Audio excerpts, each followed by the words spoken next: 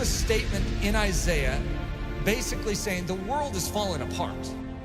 Staring back at Israel, saying judgment is turned away backward and justice stands afar off.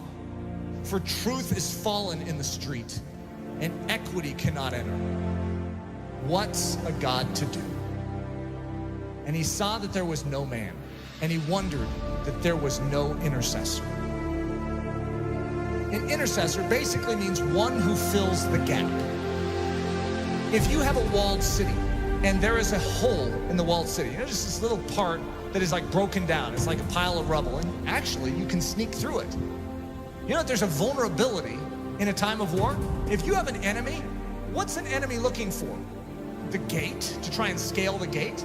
They're looking for breaches or holes in the wall.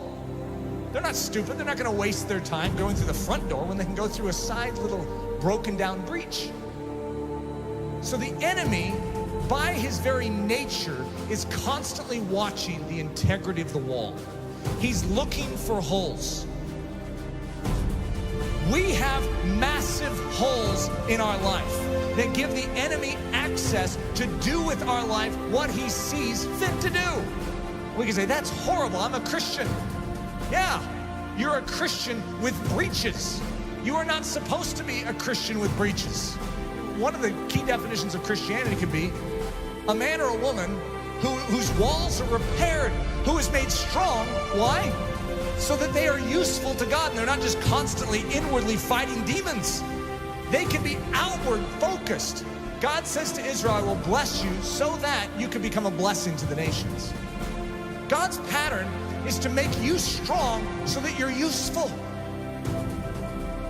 There is a hedge that is supposed to be built up around your life, and it very likely isn't. You need a strong man.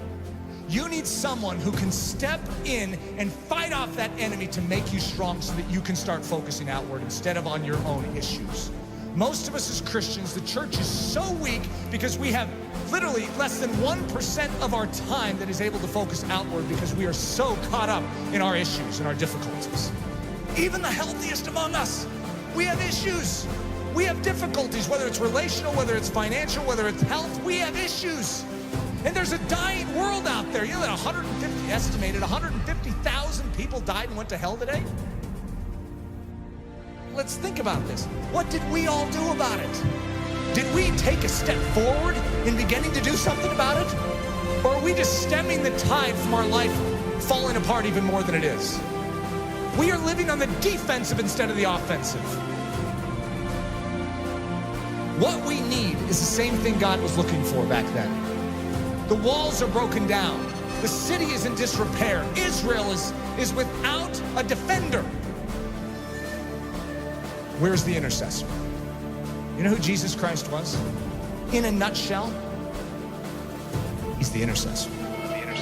He's the man who stands in the gap. He's the strong man who came and took the full blow upon himself so that we could gather our wits spiritually and awaken and say, I'm in. Thank you for rescuing me. Literally, he took the blow. Everything that was aimed right at you to absolutely decimate your life, he took it square on. Without even a whimper, he took it for the joy that was set before him because he valued you so much. He took the blow. See, one of the things that happens with the life of Jesus, we have a tendency to make him a mousy character. We have a tendency to diminish his manly strength. We are talking about the greatest warrior of all time. In the Old Testament, the term is Lord of Hosts, the captain of captains, the general of generals. And he's a general that led his troops into battle with his own life. He's the one that did it. All the rest of the army was cowering in the background. They couldn't fight this army. And he stood up single-handedly and defeated them. That is our intercessor. That is our king. And the same way that he stood for you then, I want you to know, he still stands for you now. When you behold the cross, and you behold the resurrected Christ, and when you behold the ascended Christ who sits at the right hand of the Father, you no longer will just remain where you are. you will say, God, do it all within me.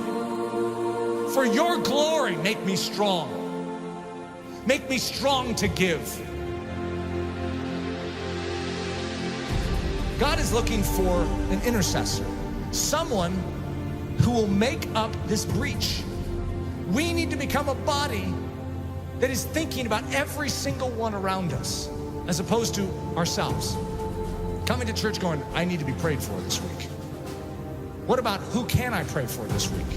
Just a different mindset. It's not what this church can do for you, but what you can do for Jesus Christ and this church.